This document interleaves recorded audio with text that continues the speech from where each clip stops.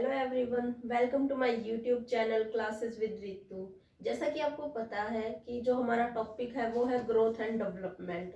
तो जैसे पिछली वीडियो में हमने पढ़ा था कि ग्रोथ क्या होता है एंड डेवलपमेंट क्या होता है और इन दोनों में क्या अंतर है। ठीक है, तो ये चीजें हमने पढ़ी थी पिछली वीडियो में।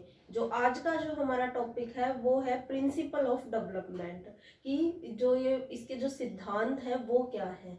अगर हम बात करें कि विकास के सिद्धांत पढ़ने की आवश्यकता क्यों पड़ती है, तो क्योंकि विकास जो है यानी कि डेवलपमेंट, या फिर बात करें कि ग्रोथ एंड डेवलपमेंट की, तो ये अपने आप में बहुत ही बड़ी टर्म है। The term of development is very wide, complex and continuous. यानी कि डेवलपमेंट है वो एक ऐसी प्रक्रिया है जो बहुत ही व्यापक है, जटिल है और निरंतर चलने वाली है। ठीक है, इसे समझने के लिए कुछ प्रिंसिपल्स का पालन करने की आवश्यकता होती है, इसलिए हमें इनके प्रिंसिपल्स को पढ़ना जरूरी है ताकि हम इसको बहुत अच्छे से समझ जाएं, ताकि जो आगे स्टेजेस आएंगी इसके उनको भी हम मतलब समझने में आसानी हो। तो जो इसके प्रिंसिपल्स हैं वो बहुत सारे हैं, लेकिन इसमें जैसे कि मैंने इसमें डिस्कस किए थे सिर्फ 10 और 12 प्रिंसिपल्स, जिसके अंदर ऑलमोस्ट सारा डेवलपमेंट आ जाएगा। तो चलिए अब हम इन प्रिंसिपल्स के बारे में देखते हैं कि हम अपने एग्जाम में इनको कैसे लिखेंगे। प्रिंसिपल्स ऑफ डेवलपमेंट, ठीक है, ये जो सारे प्रिंसिपल्स हैं ये हैं, इनको हम अच्छे से डिफाइन करेंगे कि हमें एग्जाम में कैसे लिखने हैं। ठीक है, तो शुरू करते हैं। सबसे पहला जो आता है वो है प्रिंसिपल्स ऑफ कॉन्टिन्यूटी। इसको एक और नाम से हम बोल सकते हैं कि प्रिंसिपल्स ऑफ चेंज। ठीक है, इसको हिंदी में बोलते हैं निरंतरता का सिद्धांत, यानी कि जो लगातार चलता है।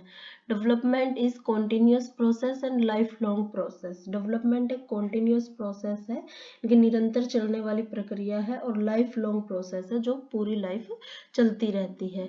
ठीक है, बर्थ टू डेथ तक। The pace of development is not consistent in all children, various ups and downs occurs in development also. इसमें क्या कहा है कि बहुत सारे अप्स एंड डाउन आते हैं डेवलपमेंट के प्रोसेस में। हर बच्चा है प्रत्येक बच्चे का जो डेवलपमेंट का प्रोसेस होता है वो अलग अलग होता है। और ये जो डेवलपमेंट का प्रोसेस है इसमें जो बच्चे में चेंजेस आते हैं वो एकदम से नहीं आते, बल्कि धीरे धीरे करके आते हैं, उसके टाइम के अकॉर्डिंग आते हैं। ऐसा नहीं होता कि हाँ आज बच्चा पैदा हुआ है तो कल वो उठ के चलने लग जाएगा। ठीक है, ऐसा नहीं होता, वो एक अपने टाइम के हिसाब से चलेगा। ठीक है, वो धीरे धीरे चीजों को सीखेगा। ठीक है, तो ये कहा गया है इसमें प्रिंसिपल ऑफ कॉन्टिन्यूटी में। नेक्स्ट है प्रिंसिपल ऑफ इंडिविजुअल डिफरेंस, यानी कि व्यक्तिक विभिन्नताओं का सिद्धांत। इंडिविजुअल्स डिफरेंस, ये लगभग हमें मतलब ग्रेजुएशन में भी हमने बहुत बार पढ़ा हुआ है। ठीक है, कि व्यक्तिक विभिन्नता, जैसे कि कोई भी दो इंसान है वो एक जैसे नहीं होते। ठीक है, इंडिविजुअल डिफरेंस का मतलब ये होता है कि दो आदमी कभी भी सेम नहीं हो सकते। हर इंसान का जो माइंड है, जो दिमाग है, वो दूसरे इंसान से अलग होता है। शक्ल रूप रंग तो अलग होता ही है, साथ में दिमाग भी बहुत अलग होता है, ये सबको पता है। ठीक है, जो भी मैं ऐसे पॉइंट करवा रही हूँ एक बार आप वीडियो को पॉज करके खुद पढ़ो कि हाँ इस पैराग्राफ में क्या लिखा हुआ है, तो आपको खुद ब खुद समझ आ जाएगा। क्योंकि एक एक लाइन की हिंदी बनाने में तो बहुत टाइम लगता है, लेकिन इतनी मतलब मैंने इसको बहुत ही मतलब ईजी वे में लिखा हुआ है ताकि सबको अच्छे से समझ आ जाए। ठीक है, इंडिविजुअल डिफरेंस का मतलब है कि दो आदमी कभी भी सेम नहीं हो सकते। अगर दो जुड़वा बच्चे हैं, ट्विंस हैं, तो वो भी उनका भी जो दिमाग है वो भी अलग अलग होएगा, बिल्कुल सेम तो कभी भी नहीं हो सकता। ठीक है, इस पॉइंट में ये कह रखा है। नेक्स्ट प्रिंसिपल अगर हम बात करें तो वो है principle of joint product of heredity and environment. Heredity and environment यानी कि वातावरण और उसका वंशानुक्रम क्या है, यानी कि वंशानुक्रम और वातावरण के संयुक्त परिणामों का सिद्धांत। हेरिडिटी एंड एनवायरनमेंट दोनों किसी भी बच्चे की पर्सनैलिटी पर बहुत बड़ा इफेक्ट डालते हैं। ठीक है, क्योंकि बच्चा कैसे इन्वायरमेंट में रहता है, कहाँ से आता है, ये चीजें उसकी पर्सनैलिटी को इफेक्ट करती हैं। ठीक है, ये सारी चीजें कही गई हैं इस वाले प्रिंसिपल में। नेक्स्ट हमारा प्रिंसिपल है principle of maturation and learning. ये मैच्योरेशन एंड लर्निंग यानी कि परिपक्वता और अधिगम का सिद्धांत। इसमें कहा गया है कि maturation and learning play a very important role in the process of growth and development. ठीक है, ये बहुत मोस्ट इम्पोर्टेंट पॉइंट है। जैसे कि अगर आपके पेपर में अगर 4 नंबर का भी क्वेश्चन आता है तो आप ये पॉइंट जरूर डालिए उसके अंदर। ठीक है, और अगर 16 नंबर का आता है तो उसमें तो फिर डालना ही है। A children acquires maturity for any task, but it is not essentially that maturity would be appropriate for some other task also। इसमें क्या कहा गया है कि मेच्योरिटी यानी कि जो समझदारी है, कुछ बच्चों के अंदर तो बचपन में ही आ जाती है और कुछ के अंदर तो बुढ़ापे में भी नहीं आती। जैसे आपने देखा होगा कि जो क्लास होती है, जैसे कि हम स्कूल में पढ़ते थे, कॉलेज में पढ़े हैं, अभी भी पढ़ रहे हैं, तो जो भी क्लास होती है उसमें कुछ बच्चे चीज़ों को एक बार में ही समझ जाते हैं और बहुत जल्दी डिसीजन ले लेते हैं कि बहुत ही मतलब इतना फास्टली डिसीजन लेते हैं कि हम उस चीज़ को समझ रहे हैं कि सामने वाले ने पूछा क्या है और उससे पहले वो डिसीजन ले लेते हैं। और कुछ बच्चे बिल्कुल ही इनके अपोजिट होते हैं। उन्हें 10 बार भी समझाया जाए तो बाद में भी बात उनको समझ सही से नहीं आती। ठीक है, क्योंकि उनमें मैच्योरेशन एंड लर्निंग पावर कम होती है। ठीक है, यानी कि उनके अंदर जो उनकी परिपक्वता है, उनकी मैच्योरिटी है, वो टाइम के अकॉर्डिंग उनके अंदर नहीं आ रही है, थोड़े से लेट आ रही है। ठीक है, उनकी लर्निंग पावर कम है, ये कहता है प्रिंसिपल ये। ठीक है, नेक्स्ट हमारा अगर प्रिंसिपल है तो ये है प्रिंसिपल ऑफ यूनिफॉर्म पैटर्न। ठीक है, ये इसको हम कह सकते हैं प्रिंसिपल ऑफ सीक्वेंस। ठीक है, इसको हिंदी में बोलते हैं एक रूपता का सिद्धांत। इसको सीक्वेंस भी कह सकते हैं या फिर फॉलो ए फिक्स्ड पैटर्नर भी कह सकते हैं कि एक जैसा इनकी एक रूपता का करना। ठीक है, तो जो भी है मैं पहले भी कह चुकी हूँ कि ये जो भी पैराग्राफ है इसको पहले आप खुद पढ़िए, आपको बहुत इजी लगेगा। ठीक है, और बाकी मैं आपको मोटा मोटा सा बता रही हूँ कि हाँ इसके अंदर क्या लिखा हुआ है। Uniformity is seen in the process of development besides too many individuals' difference, but his uniformity exists in the context of development। ठीक है, we see that the milk teeth। ठीक है, इसमें ये एग्जाम्पल के तौर पे लिया गया है, यानी कि इसमें कहा है कि डेवलपमेंट की प्रोसेस में यूनिफॉर्म पैटर्न होता है यानी कि एक रूपता। ठीक है, इंडिविजुअल डिफरेंस आपस में कितना भी हो लेकिन विकास का जो कर्म है वो एक जैसा ही होगा। जैसे कि मतलब जो बच्चे का जो डेवलपमेंट हो रहा है, बच्चे का जो विकास हो रहा है वो एक जैसा ही होगा। ये नहीं है कि बच्चे को भाषा का विकास मतलब बच्चा जब बोलना सीखेगा उसका भाषा का विकास होएगा तो वो एक निश्चित क्रम में ही होएगा। ठीक है, चाहे वो किसी भी देश का बच्चा हो। ये नहीं है कि हाँ इंडिया के बच्चे हैं तो वो थोड़ा सा जल्दी बोलेंगे, यूएस के हैं तो वो मतलब कम बोलेंगे या फिर वो ज़्यादा बोलेंगे, ऐसा कुछ नहीं है। जो बच्चा है उसका जो डेवलपमेंट है वो एक निश्चित क्रम से ही होगा। ठीक है, जैसे कि मिल्क टिथ का यहाँ एग्जाम्पल लिया था कि जो उसके मिल्क टिथ हैं वो सबसे पहले टूटते हैं। ठीक है, उसके एक इसकी भी एक एज होती है, मिल्क टिथ यानी कि दूध के दांत टूटने की भी एक एज होती है। जो उसकी लैंग्वेज है, जब वो बोलना सीखता है तो एकदम से पूरे वर्ड मतलब पूरी की पूरी जो सेंटेंस होते हैं, पूरे जो लाइन होती है वो नहीं बोल पाता, धीरे धीरे एक एक वर्ड करके बोलना सीखता है, फिर जाके उनको जोड़ता है। ठीक है, तो ऐसे ही सारे बच्चे करते हैं। ठीक है, उनका जो मतलब जो उनका जो विकास होता है वो एक ही गति में होता है, यानी कि धीरे धीरे वो एक जैसी ही चीज़ों को सीखते हैं। जो यानी कि उनका जो एक डेवलपमेंट का जो निश्चित क्रम है वो एक जैसा ही चलता है। ठीक है, तो ये कहता है ये प्रिंसिपल। नेक्स्ट अगर प्रिंसिपल की बात करें तो वो है principle of development from general to specific. General to specific की ओर जाता है, यानी कि सामान्य से विशिष्ट की ओर विकास का सिद्धांत। अकॉर्डिंग टू दिस प्रिंसिपल, तो इस प्रिंसिपल के अकॉर्डिंग क्या कहा गया है कि जो बच्चा है वो जर्नल टू स्पेसिफिक की ओर जाता है, यानी कि सामान्य से विशिष्टता की ओर जाता है, विशेष चीजों की ओर जाता है। यानी कि इसके अंदर कहा गया है कि जो बच्चा है वो पहले सामान्य व्यवहार सीखता है, फिर धीरे धीरे यह जर्नल से स्पेसिफिसिटी की ओर बढ़ता है। जैसे कि इसके लिए हम एग्जांपल लेते हैं कि बच्चा शुरू में बच्चा एक वस्तु को पकड़ने की कोशिश करता है, कोई भी उसके आगे कोई भी चीज वस्तु रख दी जाए तो उसको पकड़ने की कोशिश करेगा, तो वो अपने हाथों को इधर उधर मारता है, ठीक है। लेकिन धीरे धीरे उसे पता चल जाता है कि वस्तु को पकड़ना मतलब उसको कैसे पकड़ा जाए, ठीक है। इसी तरह वो सामान्य से विशिष्ट की ओर बढ़ता जाता है, यानी कि वो सामान्य टू स्पेसिफिसिटी हो जाता है, उसको पता चल जाता है कि चीजों को कैसे पकड़ना है, कैसे करना है। हम अगर ऐसे ही अगर कोई छोटे से बच्चे के सामने, जैसे कि 2 या 3 महीने के बच्चे के सामने कुछ अगर ऐसी चीजें रख देते हैं तो वो सबसे पहले उसको पकड़ने की कोशिश करेगा और पकड़ते ही साथ अपने मुंह में लेगा, ठीक है।